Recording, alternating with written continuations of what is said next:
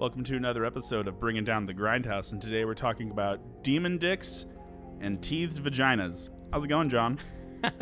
It's going well.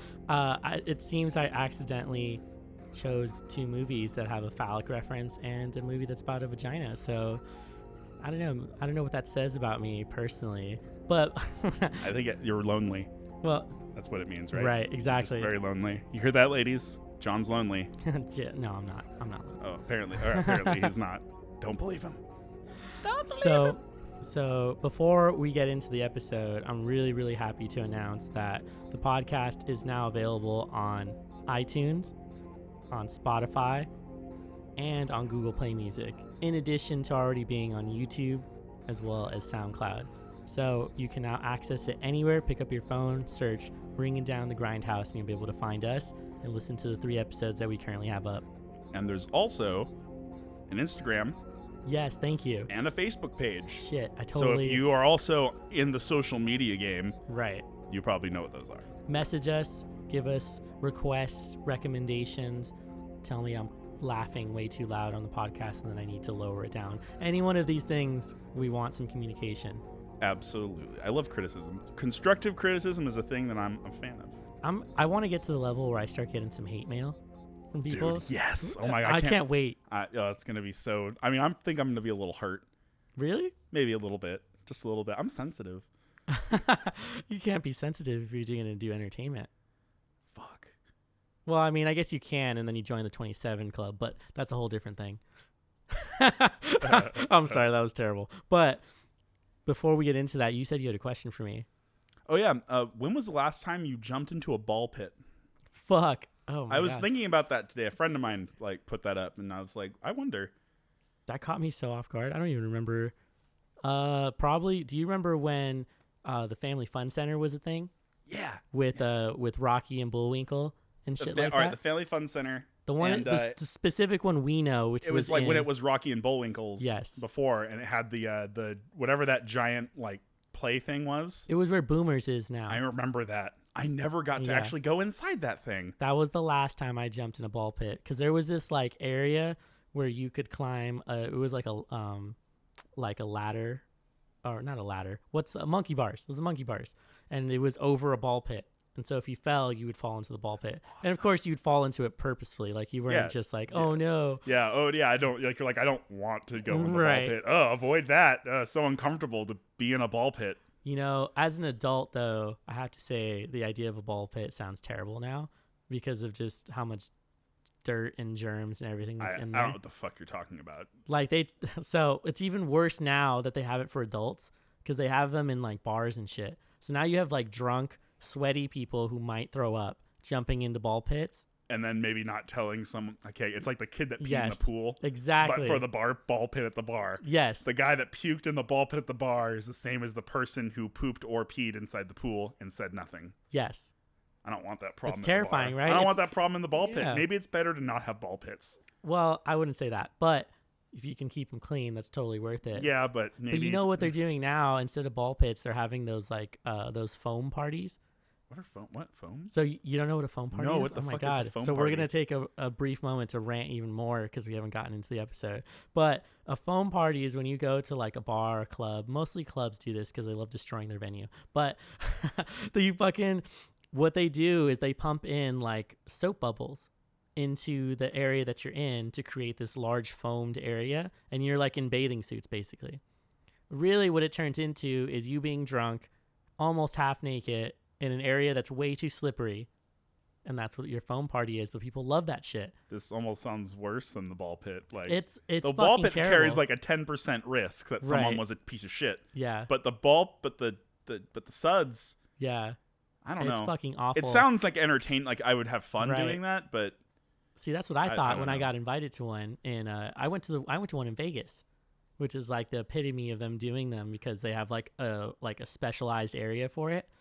And you go in and you're like, this is no big deal. It's fine. And then after an hour or so of you just being consistently wet and you can't do anything about washing it off of you, it's not fun. You start getting the grime, the soap grime all over you. And then everyone is slipping and sliding near you. And you're like, someone just touched me.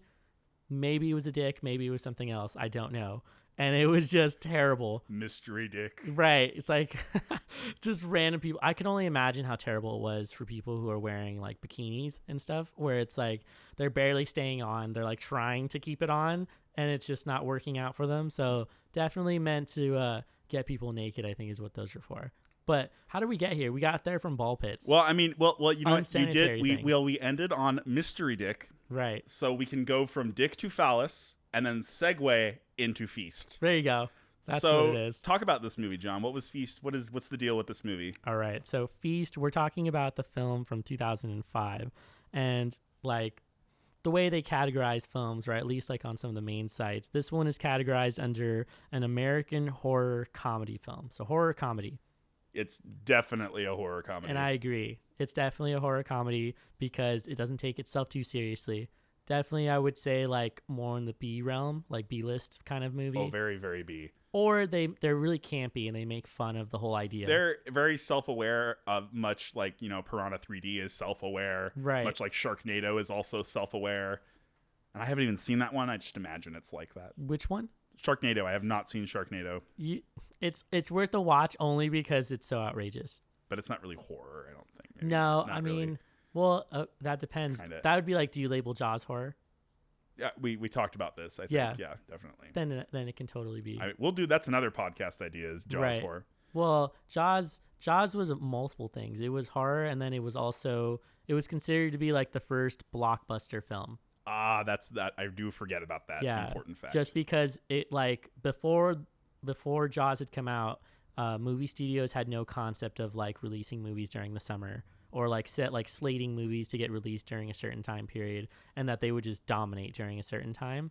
And so when Jaws came out, people were legitimately terrified of the ocean and of sharks so much that it became like a really good hit, and it became the first of many like blockbusters that Spielberg kind of set up, and then he just kept doing it over and over again. Where like his movies after that were all fucking blockbusters. Like, didn't he do, what was it, Indiana Jones after that?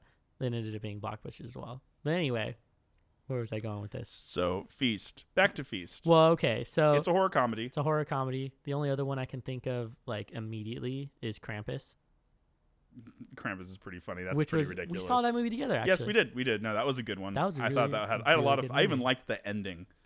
Right. The ending of Krampus is good, but we should avoid Krampus and continue with our dissection of Feast. We'll do one on Krampus when Christmas comes around. How about that? Feast.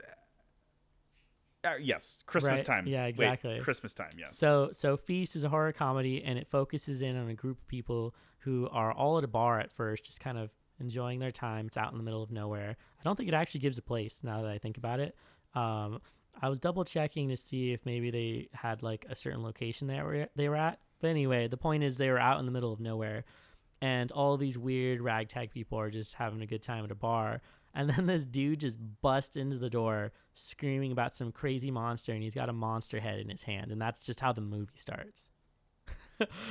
It's pretty great. I also thought it was pretty funny how the self-proclaimed by the movie hero is killed in like the first 5 minutes of him showing up saying he's going to save everyone. Yep. Oh yeah, he comes in, it like stops the whole movie, does a freeze frame, brings up like the hero title, and then people are like, who the fuck are you? And he's like, I'm the guy that's gonna save your ass. And then he gets decapitated like, I don't know, a minute later because a monster reaches through the fucking window and like pulls him. And then his wife shows up. His wife shows up, mourns the loss of her husband, and then like it freeze frames again, and it's like hero number 2, and then I think it says something like, let's see how she fares. Yeah. And then they continue to do this, so you get that moment of freeze frame, kind of like, do you remember Inglourious Bastards? Yeah, Glorious Bastards did it. Borderlands is also like that with its bosses and stuff. Yes. Which is, I love all that. And actually, it does it in the opening credits for those too. It just goes like Axel and Maya. Oh yeah, for the main characters. Yeah, it does that for the main characters and the bosses. But I still remember the first boss from Borderlands 2, the one that's on the boat. Mm-hmm. Like, just because I've seen isn't it what Flint? Yeah, yeah. Because you get like his pistol. Mm-hmm. That's like the main. I went through that so many times that I was like, I'm tired of seeing this guy. Yeah. Because I wanted to try out the characters, so I was like, I would go to that point and then restart and do something else. Mm-hmm. But it's funny to me that the movie decided to introduce their narrative this way. So they're already wanting you to not take it too seriously. Where they're like, this is gonna be a ride. We're gonna take you on a good ride for this, and it's not meant to be too serious. Yeah, and Henry Rollins is in it, and he thinks that he can act, and it's a whole thing that he does. He does okay. He's all right. I guess he does his own. He does the same kind of acting that like Dave Bautista does in what is it, Guardians of the Galaxy? Although describe that for me, John. What do you mean? So like in Guardians of the Galaxy, so Dave Bautista just by himself, he does not act. He just does like deadpan humor really well, and it's only because he doesn't know how to like give any expression to his lines. So it just worked out for him. But Guardians of the Galaxy was unique because he ended up being a sort of like hero for autistic people. So in a way, it was very positive that people like identified with him because he didn't get sarcasm in the movie. Where like I think one character is like, "Oh, well, that went right over your head." He takes everything very literally. Yeah, exactly. He takes it all literally, and so in some ways, people felt like it was representation for people who had some form of autism and were like kind of working their way around. I don't think that would be intentional either. I feel like it was just sort of like it was coincidental that people latch on to that idea, like that ideology and whatnot. Yeah, exactly. But I also do not want to claim to know, how the autism spectrum functions for everybody, because it's very different. It's very, very different. I have met people in all different, levels on the spectrum and whatnot. Oh, same. So. Yeah, and like one of my friends who has autism was like he was a bit confused. He was like, I guess people they found something they liked and they held on to it. And so, but in Henry Rollins' case, I think he just sucks at acting. That might be it. Yeah, he's just not. He's well known, is what it is. It's more or less. Yeah, exactly. I think it's more or less his like the reason why he's in this movie is probably a reason to watch the movie. Wasn't there like a porn star that showed up in The Final Girls? Or am I thinking of another movie? I don't know. There's a horror movie where a porn star shows up, and you have no idea why she showed up in the movie. I have to figure out what movie that is, and I'll put it in the description. Yeah, definitely. But that's something that I thought of immediately, where I feel like they chose some people that were like, you would know who they are, or at least you recognize them. And he was one of those people that just got dropped into the movie. But even so, this movie it starts you off not so serious, and I think that was a cool way to start the narrative because you already know, it sets the tone for the movie. You already know you're in for a splatter fest. Right, which it ends up being like... Exactly. Like every single person that died is a gallon of corn syrup all over the room. They just take a bucket and throw it all over the place. And then also just explode every aspect. Every single part of this bar is going to explode in wooden shrapnel all over the place. And what did you think about them using like goblin-sized monsters? It was pretty funny. Little goblin. Maybe, I mean, they were also really fast. Right. Fast little like goblin demon creatures that are just, I don't know, they're very strange. I feel like it was a weird choice to use that size of monster because all it makes me think of is like when you play like role-playing games and you end up running into goblins who are just mischievous. They're not they're not really dangerous, but in this case they were really dangerous. They were like cutting off people's legs. Yeah, they would just run by and then a leg falls off. Right. And then they were also just, I don't know why they were abnormally horny. Yeah. Or something abnormally violently sexual. I don't know what their deal is with that. Totally. They had one of them like humping the like deer head that was on the wall. Oh, that's right. No, they does do that. Yeah. Right. No, I guess it's not. I guess the face fucking scene isn't too weird then. Because it's kind of in the character of the goblins, but it still felt out of place, I suppose. I felt like it was super out of place, and we'll totally get to it in just a sec. Fair warning, in this movie, a goblin-sized monster decides that he wants to, forcefully put his penis inside one of the female characters' mouths. Who's like dead, I think? Is she dead? No, she's alive. Does she die after that? I think so. I think she gets dragged away. Yeah, she gets dragged away. Yeah, I think I don't remember if she gets dragged away or not. It was the only bit of the movie I watched where I was like, oh man, I don't get why this happened. And then like it took me away from enjoying the like absurdness of the movie. Yeah, because it went too absurd. Well, it was like this is so absurd that I now cannot enjoy it. They went from like it being kind of a funny thing that like these horny little goblins were like bugging people to like, oh damn, you just went straight to assault. And then like and then went back to trying to joke after that. Like, I feel like the writers were probably like, yo, this will be funny, and put it in, and then it didn't work out for like everyone, but they just kept it because it's so like obscene. I mean, this movie never saw theaters. I don't think. I think it went straight to DVD. So if that's the case, they released the unrated version of it. So I don't know, maybe there was like a different version they pitched that didn't do very well, so they were like, we'll just sell the unrated. Well, check this out. The budget was $3.2 million. What the fuck? $3.2 million. The box office earnings was $658,000. They lost so much money making this movie. That's ridiculous. So I can see why they were like, we're gonna trash the fuck out of this movie and not like ever mention it again. Yeah. But the reason I chose it was because I remember being recommended the movie and thinking it was just so absurd. But for them to be using breaking of the fourth wall to me was funny. And then they made fun of the character tropes that you usually see in horror films. I love that like the dumb slutty girl, quote unquote, right, is the one that like she's supposed to save all of them, and she gets in like the big semi outside, and instead of actually saving them, she just dips and leaves when normally she would have died. And so they totally like what is it? What's the word for it? They like break conventions. Yeah, they break exactly. Yeah, they break the conventions of it.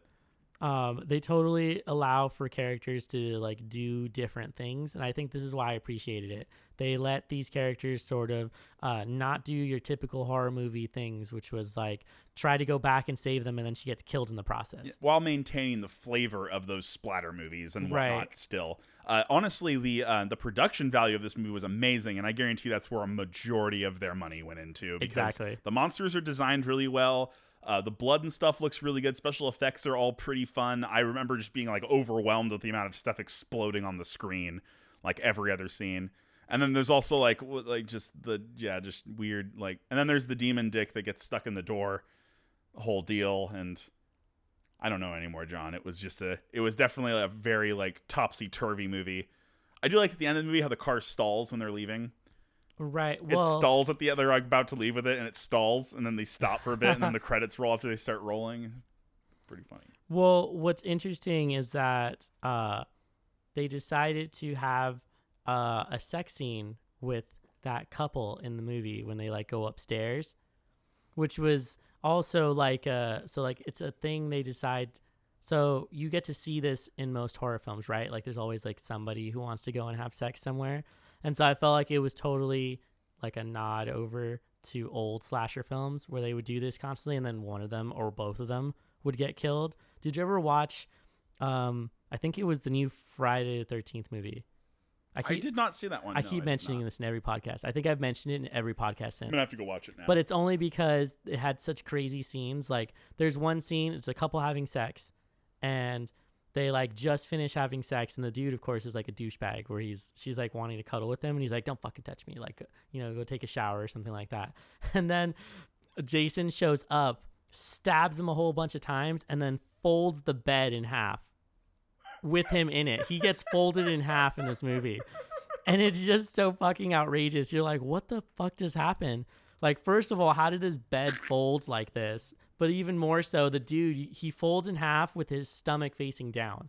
So his like legs come up and touch his head. Oh my God. That's super funny. And then his girlfriend, I think, is in the shower at that point, and she comes out and sees him like stuck like that. And that's like the beginning of the film. And so it had the same absurdness where you get to see them play out these really crazy, like almost Gonzo style violence. You know what's another good movie? Have you seen Mandy? No. It's so all you need to know about it is that it has Nicolas Cage in it. His wife gets killed and he gets revenge. That's the whole movie. All right, cool. Dig it. But it's extremely violent and visually aesthetically pleasing to watch. It's like one of the best horror films I've seen in a while, and nobody talks about it. We should talk about it next time. Actually, now that I think about it, I want to mention that one and like another one, but I'll get to that later. Yes. So what the fuck happens after? So the little monster tries to hump the deer on there. He gets shot, drops into the freezer, and they lock it in there. And then the couple goes upstairs, right? What happens after that? Is this when they try to escape? I think it's where somebody shoots a gun upstairs and almost like hits the couple right upstairs. And it's like the bar owner and like the mom who lives there, I think. And she hides her son in the closet with earmuffs. Yep. Oh, it's shit, super that's weird. right. It's super silly and wrong, and the kid like dies instantly.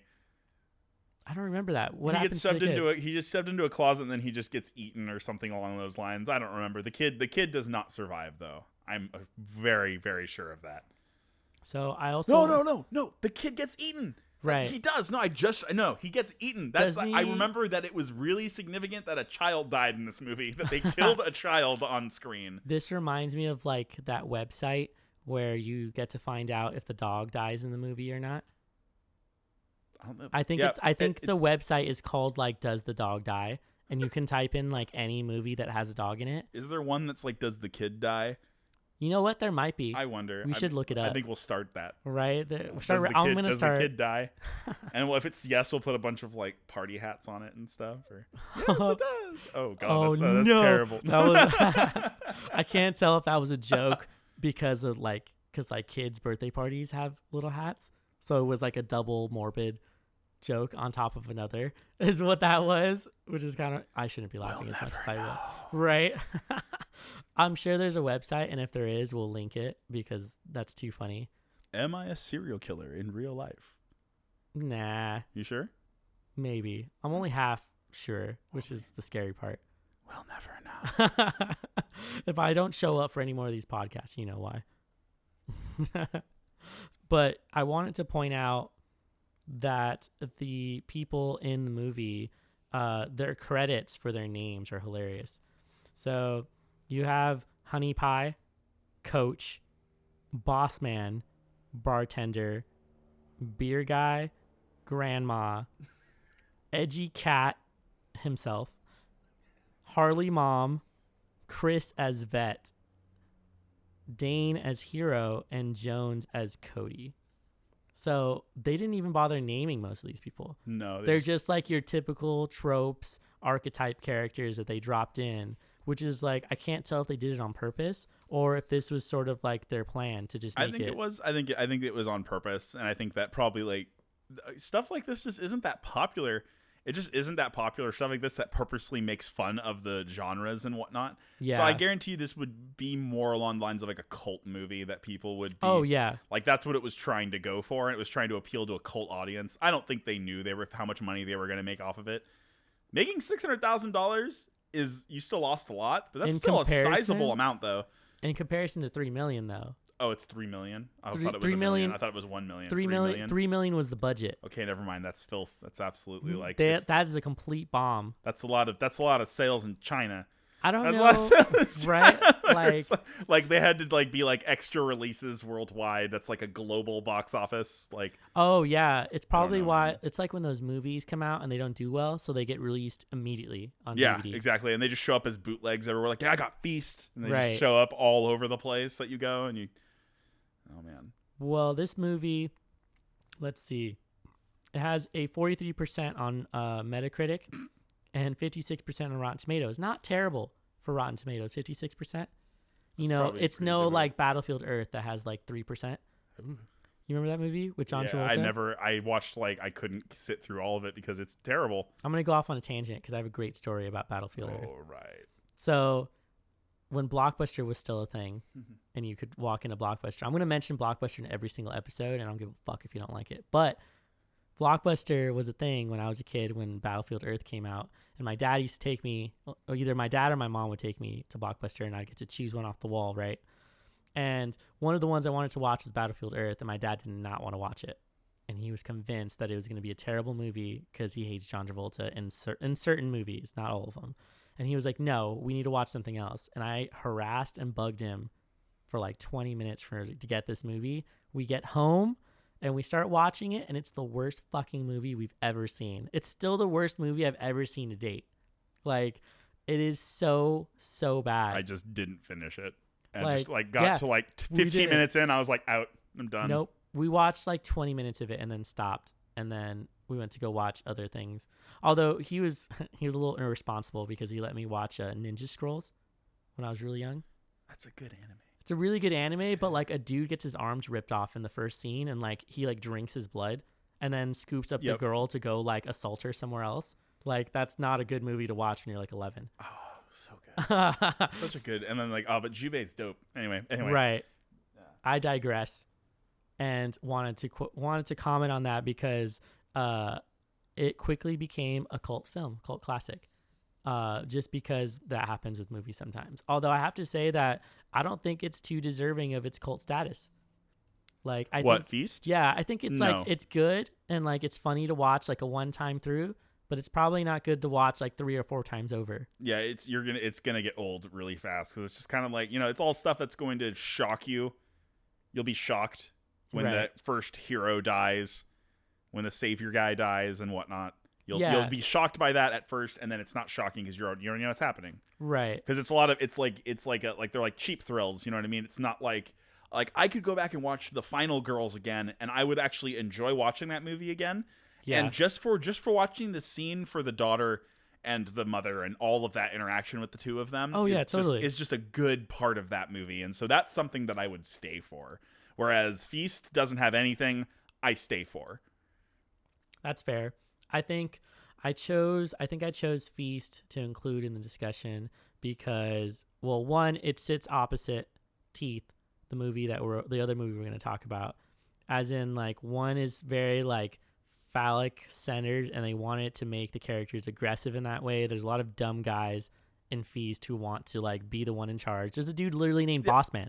No, that's true. Like this dichotomy just like clued in when I showed up today. Right. So I was, and it's actually very, very clever, and I like it a lot. It's very, very interesting because like, yeah, Feast is definitely like, I would say it's incredibly phallically driven, right? Or at least like it like in like a masculine sense. Like every single character, even the chicks are really masculine. Yeah. Like even like yeah, they broke convention by wanting to be like the ones in charge and like getting things done, and then.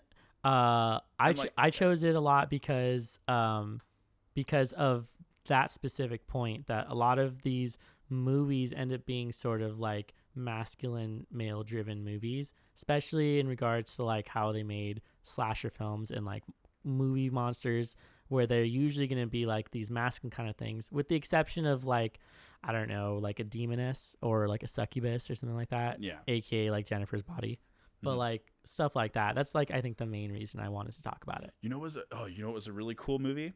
Was Under the Skin. Did you ever see that? With Scarlett Johansson? Mm-hmm. Where she like lures the people in and then like removes their flesh and like wears their skin to like lure more people in to I remember really enjoying that movie because it was very like atmospheric. That movie was a weird experience for me because I kept falling asleep while I was watching it. It's slow, yeah. But not because it was boring. It was just like bad timing on my part. Mm-hmm. And I'd watch it and I'd be really tired and I'd go to sleep. So I had to watch it like 3 times over. Yeah. To finally finish it up until the end. Gotcha. And then it just went wild. Like she's an alien. Yeah. Like showing up to like abduct human men.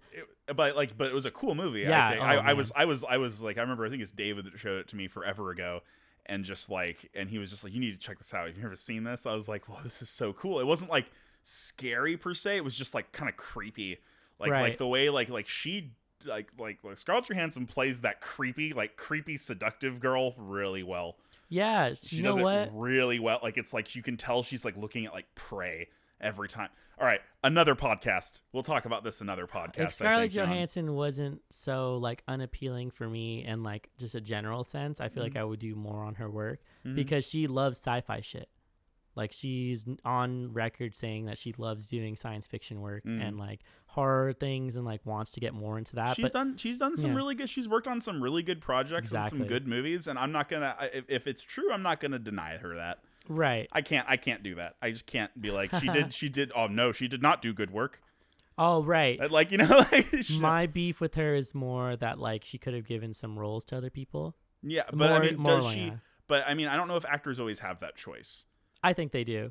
I think you can say no to a movie if you're that rich. She has said no to a movie. Yeah. There was the other one. There was one recently where she said no. I think she like learned her lesson, quote unquote. Yeah, exactly. You know, I feel like she caught on to what, and I think that's the point of growth. I think that she deserves a redemption, is what I'm saying, John. Let's redeem Scarlett Johansson. Fair. She tried. I'll go and look at more stuff, and then I'll take your decision on that at face value for that, because I think you're right. Someone could have some sort of redemption. Yeah, they absolutely. I mean, people learn as they get older. This isn't like nobody lives in a vacuum. You know, we all have to experience the world. Unless you purposely shut yourself off from it, you experience the world.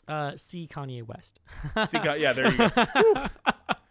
Next another podcast. Right, that's not even on this podcast. That's a whole separate podcast. We'll do our celebrity pop podcasts later. Right. Where we just read People magazine and gossip about.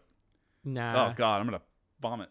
I don't want all the bad karma that like Joan Rivers had when she died, just from like talking so much shit on people. Oh man, whenever I hear Joan Rivers, I just think of the time Gwar was allowed on her show. That was great. And it's like, and that's it. That's all I think about. That was so good. That's all I think. It was better than the Jerry Springer one. Wasn't as great. No. It just wasn't as good, but I loved everything about the Joan Rivers one. It was so Gwar. Yeah. You know, I only recently found out what Gwar actually stands for. Like someone else told me. Oh yeah, God, what an awful racket. Yeah.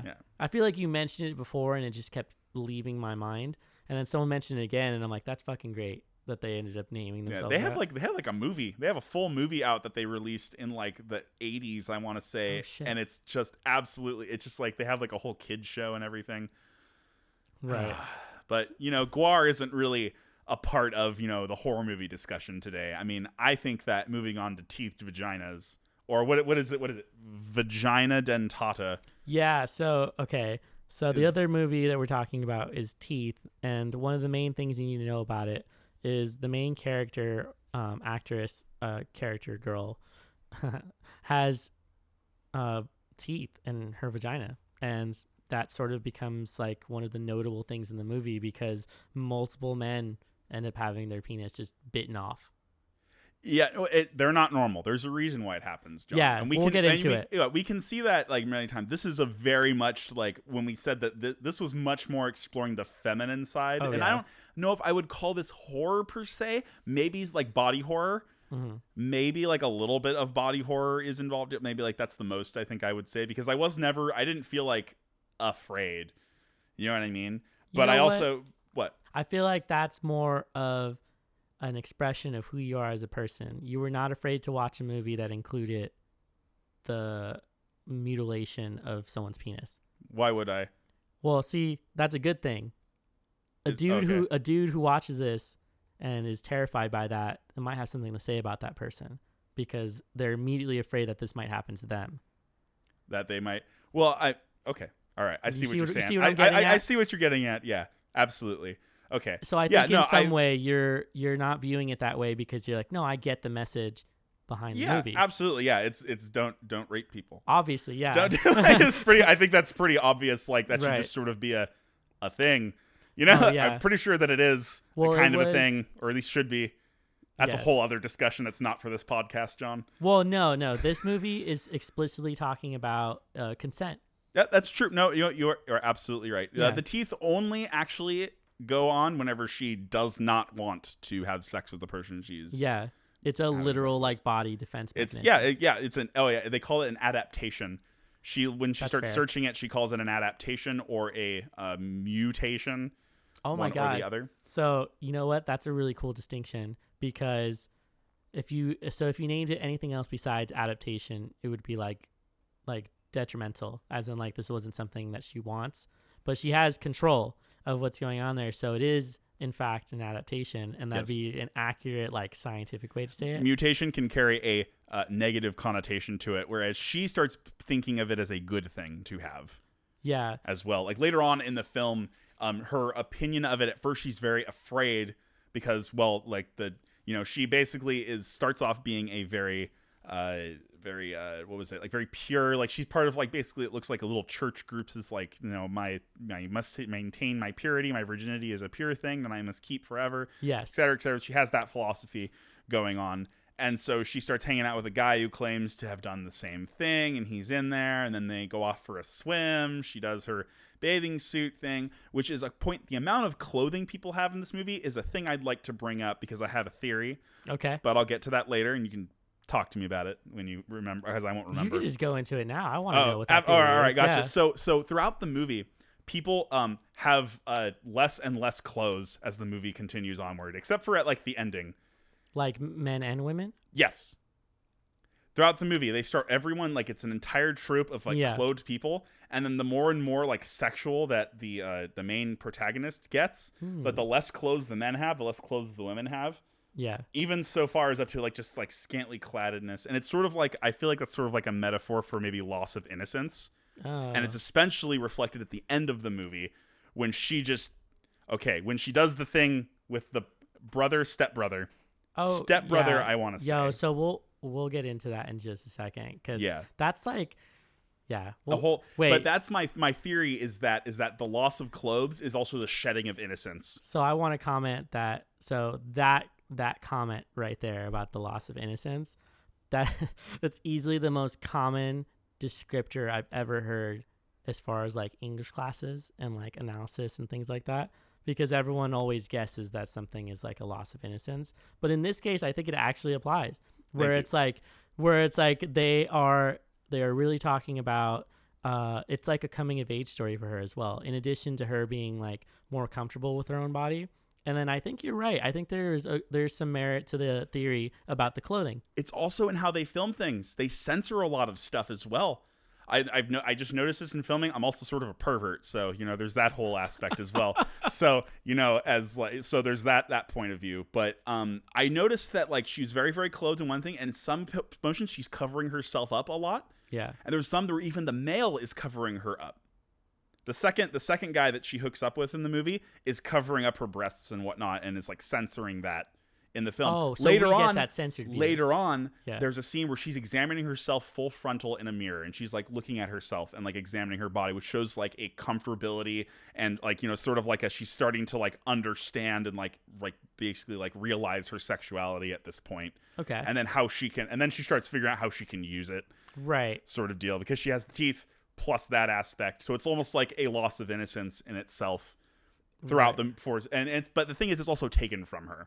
Yes. So because it's taken from her, because she meets up with the guy, they go off and do the swim, and then he attempts to rape her. Yes. Under the waterfall, and in doing so, her vagina bites the end of his dick off. Yes. And then he dies because you bleed out when your dick's bitten off. I thought I might be thinking of something different. I thought it was his finger, but he did actually. In the beginning of the movie, the brother and young protagonist, are in a pool, and he attempts to touch her there. The main actress is Jess Wexler as Dawn. Dawn is the name of the character. Okay, thank you. I had to double check. For all of those listeners, I will always forget probably all the characters in a movie, but I remember what they do. Right. So, yeah. And that's really, and like, so names, please remind me. Yeah. But yeah, so Dawn, where was I going off of? What was I? What happened with the finger? Oh, the finger. So Dawn and her brother are in a pool together. Yeah. And then her brother, whose name I also forget, attempts to basically, I want to say as a child or something along those lines, attempts to finger her or something, or touches her down on her vagina. Yes. And gets bitten by the teeth. That's it.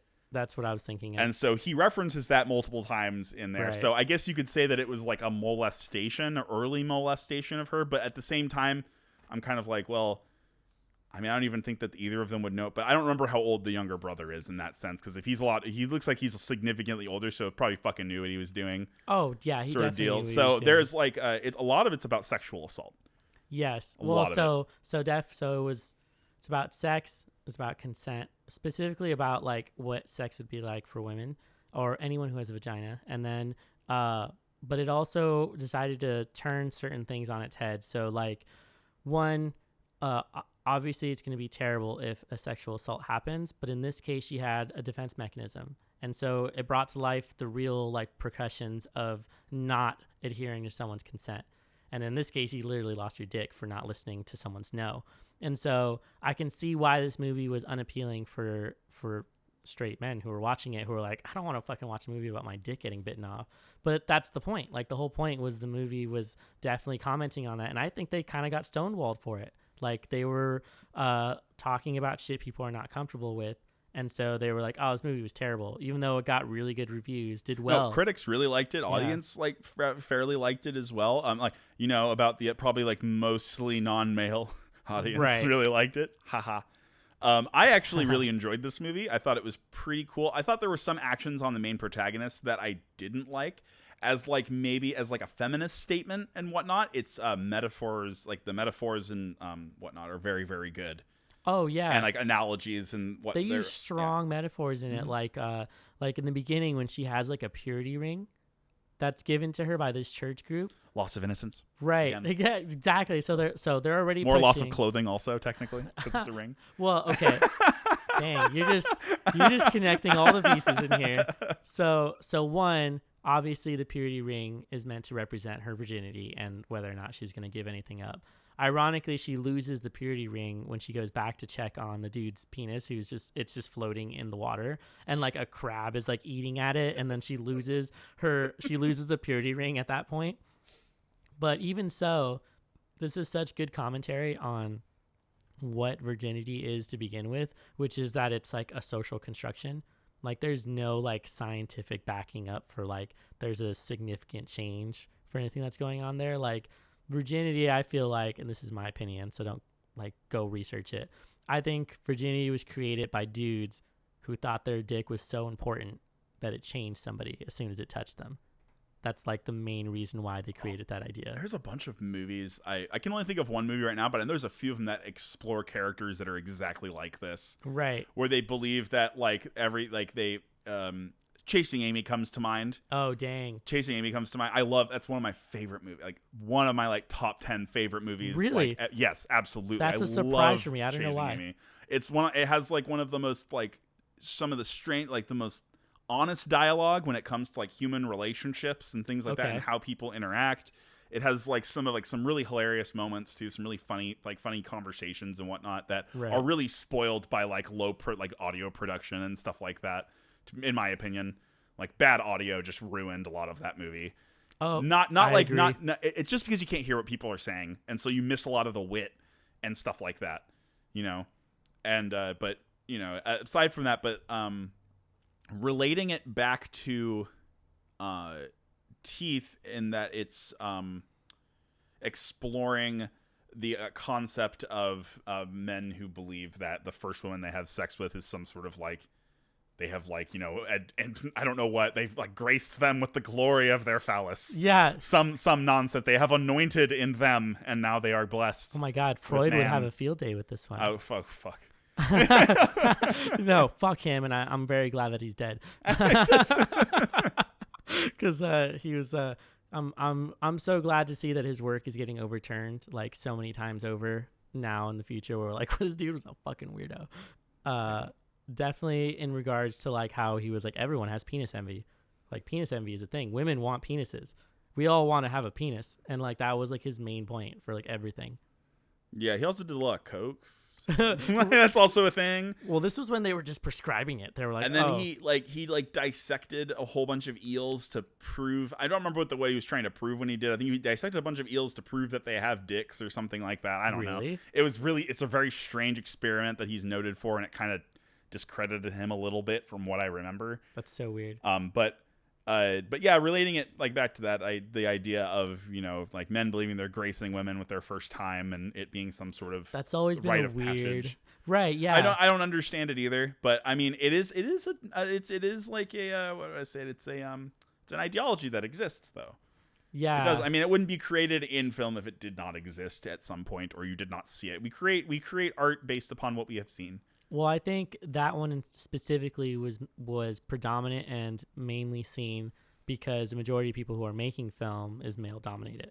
And so, of course, they want to be making films where like the men are usually the heroes and wanting to be in charge and the ones who do everything. And so everything is sort of a weird phallic reference. And so that is definitely done on purpose. And I feel like only in like certain like niche groups or like people who are doing indie films, and then now a little bit more in the mainstream, we're starting to see some more representation. It is not all doom and gloom, right? For the sexes, you know what I mean. I think that we get that like talked about a lot, where it's like you know, it's not like the best, but roughly everything is improving at a slow rate. Yeah, you know what I mean. People are getting more loud and more vocal, and guess what? They're getting listened to. They are, and they are not.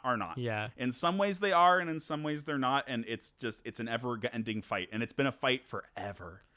If you want to go and look at the numbers for like who's working in film, like in the film industry, as far as like men, women, people of color, things like that.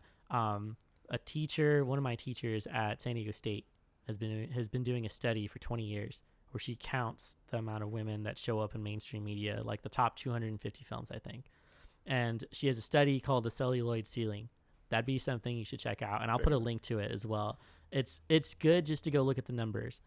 Currently, what we have now is that men dominate like 90% of the film industry.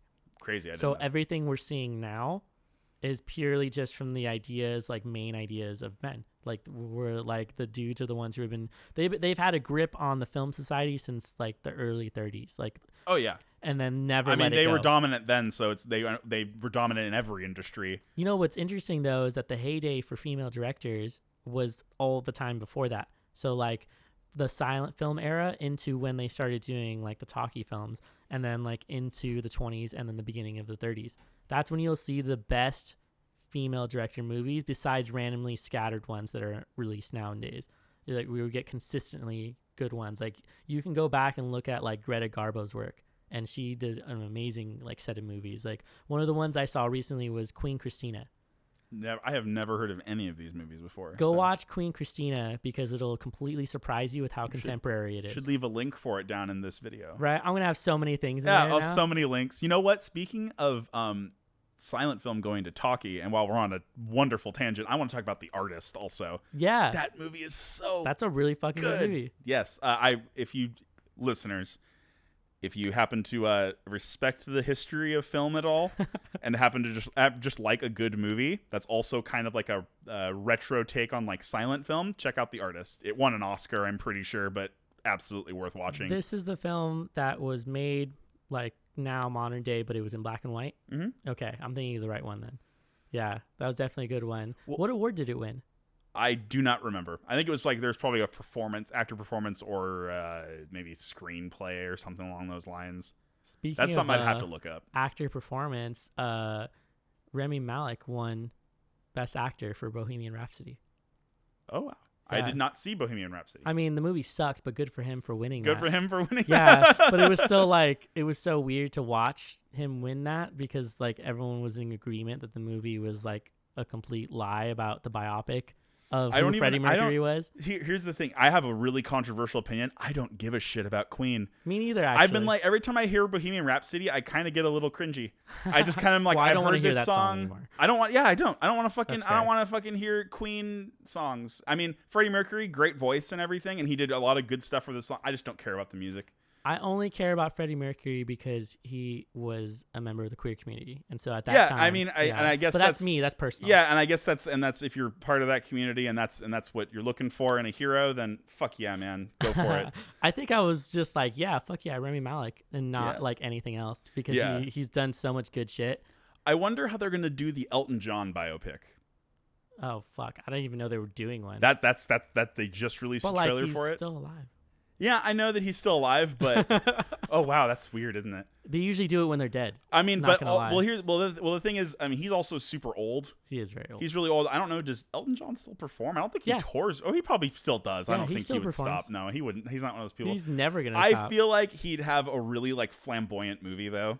That would be really flashy and fun to like watch. So I guess maybe a biopic of him. Maybe he's just jumping on. Kingsman. He was in the second Kingsman movie. I never watched as himself. Like I did not see any of the Kingsman movies. They're worth it. They're worth the watch. All right. I'll check them out. The first one is way better, but like the second one has Elton John in it. So like you should just go watch it for him. He plays himself. He gets kidnapped by like the villainess of the movie, and like she keeps him there because she likes his show and just forces him to play. Like that's why he's in that movie, and it's really fucking funny. That's really funny. Right. It's oh god, like seeing Tim Minchin in Californication. Did you ever watch that show? Yeah. No, Tim Minchin just like follows around. He's like, you need to be writing this album for whatever it is, and Tim Minchin's just all fucked up and like, oh god, it's so funny. All right. Well, anyway, but tangents. So back to teeth. Well, okay. So we analyzed the shit out of it. Well, there's one more thing I wanted to talk about, and it was something that you brought up, that there is apparently a lot of folklore and myths surrounding whether or not like a goddess or any sort of female character has teeth in their vagina, but they take on many forms. But one of the ones that stuck out to us was what happens to, what was it, Maui? Maui, yeah. So we know Maui now, like in like the zeitgeist, because he was in Moana. Yeah, he was in Moana, and just in like Hawaiian, or I don't know the correct that's terminology. That's only in popular media, not like actual like real folklore. But in actual folklore, Maui is the trickster god. He's the Loki. He's the insert other trickster god here of all the other cultures, but he's that guy. Yeah. And so his whole deal with this one is that he transforms into a snake and he wants to crawl. His idea is that he's going to somehow reverse the birthing process and give mankind immortality by sneaking into the vagina of the goddess of night and death. Night and death. So just stop right there. First of all, why are you fucking with the goddess of night and death to begin with? But he is another trickster god, so whatever. Let's just assume he thinks everything's going to be all right. So what happens to him? Well, he tries to sneak in. I'm not sure exactly what the creature is that notices him. Something notices him, though. It's like a Piki Kakawara. I'm pretty close, I think. Pawaka Waka? A Pawaka Waka. Yeah, there we go. So it's a Pawaka Waka. I have no idea what that is because I was never part of this cultural group of people. I was at Hawaii once. It could just be it could be an animal that's native to the area. That's all I'm gonna something guess. Notices the snake though, and it wakes up the goddess, and then she crushes him with her obsidian vagina. Obsidian vaginal teethed vagina. So this stood out because this isn't just like specific to this movie by itself.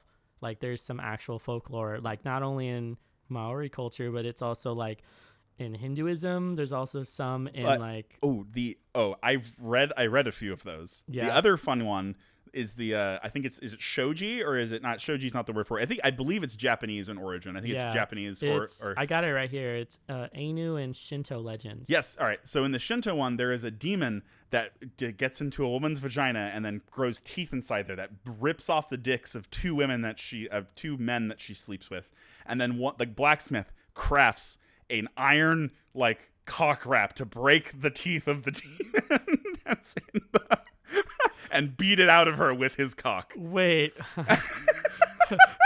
Let me back up a second. So she has teeth put inside her that she does not want. A demon. And so the demon infests her vagina with teeth that rips off the dick. It's a legend that rips off the dicks of two men that she sleeps with. And then the village blacksmith is like, we'll get out that demon. And he crafts a cod piece to slip over the dick that's made of iron to break the teeth of this demon. I have to read this little excerpt that's right here. The legendary iron phallus is considered that enshrined at the Kanayama Shinto shrine in Kawasaki, Japan. And there, the popular festival of the steel phallus is held each spring. Also, prostitutes considered that praying at that shrine protected them against sexually transmitted diseases. Yo, so not only did the Japanese just one-up everybody, they decided to have a festival for it, and they still do it every year during springtime. Apparently, pretty funny. All right. Dang, I didn't know it was such a universal kind of thing. But pray to the gods for... I don't know. I feel like the Japanese have the coolest demon stories. I'm not going to lie. They do have pretty cool demons. I think it's just because like their folklore is super old. And like we don't really have that like here in the United States, really. They've just had a very Japanese like culture in general, like their art and whatnot is also like, I mean, a lot of anime is really violent. I'll use that. That's a really common one. But even like their older paintings like that, they had a very like warring like past, keeping their like, keeping to themselves. Well, they were feudal at for a long time. Oh yeah. It's same with like China and like a few other countries where they were just fighting each other because families wanted control of certain areas. I mean, it was kind of like, yeah, exactly. It was all internal struggle sort of thing, but it was a struggle nonetheless. Well, I'm glad we were able to get into some of those folklore and mythology tales because those are crazy. I didn't read all of them, so I'm glad you brought up the Japanese one. Oh yeah, those are the ones that stood out the most to me. So ultimately, do you think Teeth was a good film? Would you recommend it? I really, all right. So the only part that lost me was when she lures her brother. That was the only part that lost me initially. Was like, why did talk she? About it. Yeah, she basically like, so she goes through like 3 different guys. She goes through the one that tries to rape her, bites his dick off. Yes. Then she hooks up with a guy who's sympathetic to her, but is only doing it for a bet. And when she finds out that, while fucking him, bites his dick off.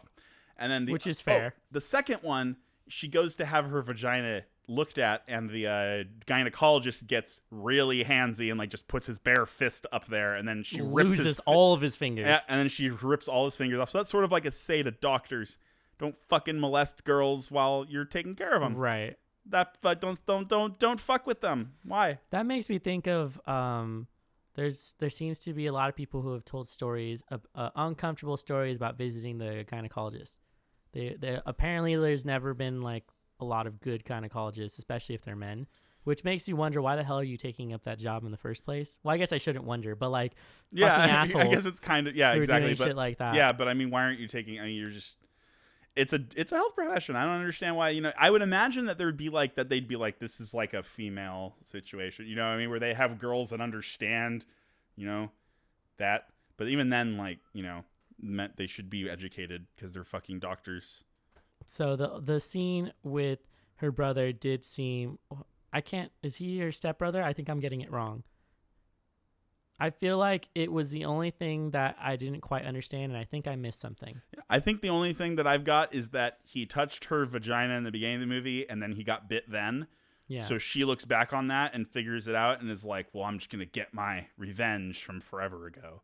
And then she does that, and that's like the only thing I think. Is like she loses her innocence completely and then uses it to straight up like destroy somebody. Like on purpose, because all the other times were not purposeful. She didn't even know it. The first time she had no idea that it was going to happen.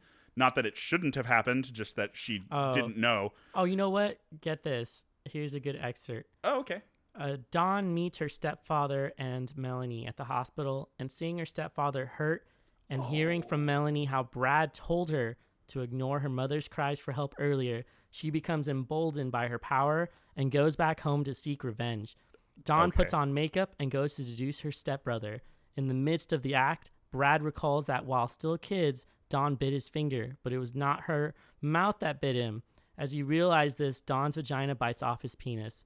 She releases it on the ground, and Brad's dog eats it, spitting out the genital-pierced glands. That was pretty funny, actually, because it just starts chewing it, and he's like, no! And then it swallows it, and it's got like a piercing in it. It's got like a Prince Albert bullshit in it, and it's pretty funny. 2 things about that scene. This is the scene where you get the shot between her legs. Yeah. And then the dick just drops out of her vagina and flops on the floor. And then the dog runs up to that. And then last scene, I think now that I understand, I did make that connection. It's a smaller detail. I should have, but it was a smaller detail that it was really rushed in that movie then for me to not notice it. And they didn't make it as clear of a motive as I think it could have been. Could have been more like, I'm going to go do something. I don't know. I'm not sure exactly. But anyway, I thought it was an enjoyable movie. It communicated. It definitely has it has a lot to say about consent and sex and like finding sexuality and like, that sort of deal. And, and then of course I also really liked how they played with the loss of innocence as well in that one, and how they really did that transformation of her as a character. So that was very good. Yeah, she ends up being, I guess, more sure of herself by the end of the film. Oh yeah, no, and then she confidently just leaves her hometown, just books it on a car. Right, which you can only assume at that point she knows how to use the teeth.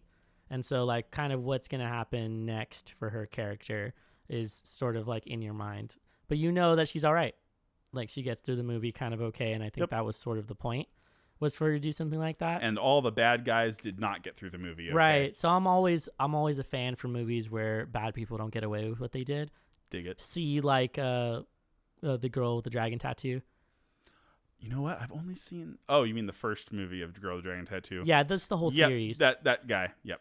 Basically, the only thing you need to know about it, if you want to watch it, is that she gets revenge for anything that happens to her. Really well done for what she did. But it's like probably like I've only seen the first movie. Well, okay, so the reason why I bring it up is because I think if you have to include a rape scene in your writing, then you have weak writing. With the exception that you are going to specifically have someone take revenge on that person. But that's just my personal opinion about writing, and I'm sure people don't agree with it. But I would never include one for the sake of just having it there for shock value. Yeah, it's all art is all about the context, who your audience is. Right. What is the reason for it being there? Does it move the story along? Is it actually doing something? Is it, what is it? Is it just there to shock you? Then I understand exactly where you're coming from, and I generally agree. Yes. Right. I don't think there's really that many where I've been like, oh, you can, because you can always just imply. Yeah. You can always heavily imply instead of filming. There's a difference between filming a gratuitous scene where you make an audience like sit through like a fucking acted out rape scene, right, versus just implying that's what happens with like a shaking bed. I mean, and you something had like that. So what's like, what is it? The scene from Psycho, like super famous scene. He like stabs her in a shower, but you don't actually see her get stabbed. Yeah, it's not like watching this blade sink into a belly and watch her guts get ripped out and everything. He doesn't do that. It just is heavily implied with like the quick shots and the music. Yeah, like the famous like adding in of just doing that so that it's effective and they can do something like that. And I think that was like why they want to do something like that. So this movie wasn't gratuitous when it came to the violence, but they did it at very opportune moments so that you could definitely see what had happened, which actually makes me think of, so this is how I want to wrap up this podcast. I want to ask you, is there a movie that you watched that just, there was a scene that just stuck with you because it was shocking, it was violent, it was memorable in some way? Do you have a movie where you're like, that movie for sure, I remember that part? And it may take a minute because I know there's, maybe you pushed it down. It always takes me a minute to do that. Well, talk about yours, John. What movie? I will reflect the question back to you. So I think there's two of them. One of them is from American Psycho. Okay. There's a scene where the girl, she has like basically ran out of the hotel room where she's in with Jason Bateman or whatever the fuck his name is. And she runs out and is trying to run down the stairs, makes it to the stairwell and goes all the way down. And he runs out with a chainsaw and he's at the top of the steps and he waits, like he's kind of like figuring out where she's going to be. And then he just follows her around with the chainsaw. Yeah. She's coiling down the stairs. And then he lets it go and it gets her right in there, like her midsection. And you just see the shot goes like down the stairwell to her body on the ground with the chainsaw like half in her. And the next scene he's drawing that. And then in the next scene he's drawing it on the table. Scene. And my God. Well, that's when he delivers the famous line where she's like, "Where are you going?" And he's like, "I have to like return some videotapes." Yeah, and like that's like what that movie was about. Yeah. And like that was like one of the memorable ones for me, at least. The book was great. That was a great book. Yeah. It's fucked up. Really good satire of the upper class of the 80s. Right. Mm-hmm. Oh, totally. Yeah. There's 4 pages where they discuss water. There is, huh? Mm-hmm. I totally forgot about that. That was pretty cool. It's that was like, funny. I feel like it was cool only because someone took the time to do something like that. They were invested to do something like that. Movies that have a scene that I'll never ever forget. It's like I've seen so many movies like in my lifetime. You know what I mean? Like, I mean, we both have. You know, I mean, I've sat and watched a whole bunch of them, and there's a lot of cool scenes. I mean, but you'll always remember the Patrick Bateman chainsaw scene. Now, do these have to be things that I'm particularly like shocked by? No, it could just be memorable. Like you're like, yeah, this is definitely something I remember. Like I have a favorite scene like ever in a movie. The scene where Marvin gets shot in the face. In Pulp Fiction? Yes. that scene like there, like I'll never forget like how shocking it is when John Travolta turns around and talks to him and then accidentally fires off like, and then I'll never forget them going over to their friend's house, the Quentin Tarantino's house, and that entire like the interaction of them trying to clean up that whole like section of the movie is just gold. It's just also like all the interactions are hilarious. I'm so conflicted about liking that scene. I want to love that scene because it's hilarious and he goes through all of it, but Quentin Tarantino likes to say the N-word so much in that scene. And he just keeps doing it, and I'm like, oh, because I don't want to be upset about it, but it's legitimate that he probably shouldn't be including it. All you can gather from that is that the character in the movie is actually racist. Right. Yeah, I mean, that's fair. Yeah, I mean that's it. I mean that's all that I get from things like that. I mean, I try my best most of the time to separate the art from the artist.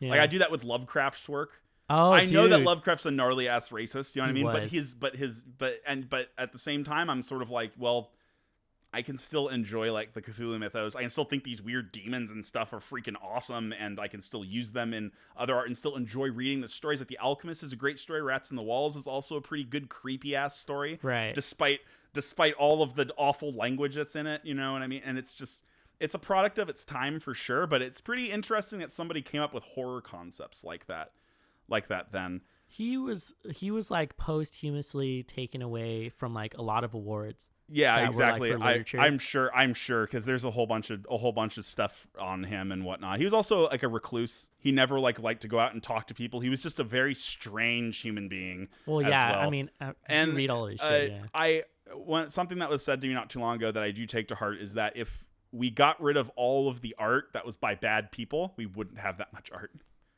I would counter that. I would say we'd have a lot of art. We'd still have a lot of art, but there's a lot. I mean, maybe less good art. There might be bad people make some really good art. Man, now you're getting into like what is good art, but what is exactly. Yeah, exactly. And it's sort of like a I really enjoy like Lovecraft stuff. I liked it too, yeah. Yeah, exactly. And it's just but I recognize. I think I liked the idea more of the mythos that he created. Yeah, exactly. Like a whole world that he was kind of just writing in. And so that's like a good strategy if you want to create something to like sort of create the universe that all these things exist in. And for him, it was these monsters that lived in space and like would give you or disguise themselves as other people, or disguise as people, and they would give you this knowledge that would just drive you crazy. Like that was the main thing that you got from that. But let me see. I'm thinking now. I'm like, one of my favorite scenes ever from a movie is still from Pacific Rim. So. The one with giant robots fighting giant monsters. I know this movie. For anyone who doesn't know what it is, just go watch it if you like Godzilla movies because you'll enjoy Pacific Rim. Pacific Rim has the scene where it's the first outing that the girl and the guy have in Gypsy Danger, the main like robot that they're using. And they're fighting off this monster in the city, and they're just having like a shit tough time trying to beat it. And they think they're about to win, and this thing grows wings and carries them like out into the atmosphere, and they're above the earth, so you see the sun, the earth, them. This thing has just grown wings, and they're completely out of charge for like their weapon. And so one of the characters, the girl, she's Japanese, and so she decides to deliver a line in Japanese where she's like, basically for her family is like the line that she decides to say, and the robot pulls out like a sword. Like, instead of using any gun or weapon. Oh, yeah, that's right. It just fucking pulls out a sword and cuts this thing in half. And you get to see a slow-mo shot of the monster getting cut in half while they're above the earth. And that was such an aesthetically pleasing shot to see that it's still one of my favorites for a movie. It's pretty great. Like, I do remember I could probably that list scene a few of them, but that's like up there for one of them that's really fucking good. And then Gypsy Danger drops down to earth and like crash lands. And like there's this huge area that gets like demolished from it coming down like that. But that's what I remember. Yeah, it's a pretty good way to go out. Or no, do the characters? No, they survive. Oh, they survived. Yeah, they survived that fall. It's been so long since I watched. It's in the beginning of the movie. Like it's pretty early on. Yeah. It's been so long. I think I watched it in theaters once, and that was it. So don't watch the second one. Oh, okay, gotcha. Yeah, just watch the first one. It's good enough. The second one was fucking terrible. I don't know how they could just. It had John Boyega in it too, and like I thought it was gonna be really good, and like it just ended up being really shitty. I think it's because they didn't have Idris Elba anymore. He wasn't in it, and I think he fucking made Pacific Rim what it was for that movie because he's so badass in that movie. But anyway, that was pretty much it. Awesome. Yeah. Thank you for coming to talk about penises and teethed vagina. Demon dicks and teethed vaginas. Right, it was demon dicks. That's what we ended up calling it at the beginning. Mm-hmm. They were demon dicks. That's what was in the door. It was a demon dick. Again, I want to remind everyone that this podcast is now available on Spotify, on iTunes, on Google Play Music, as well as SoundCloud and YouTube.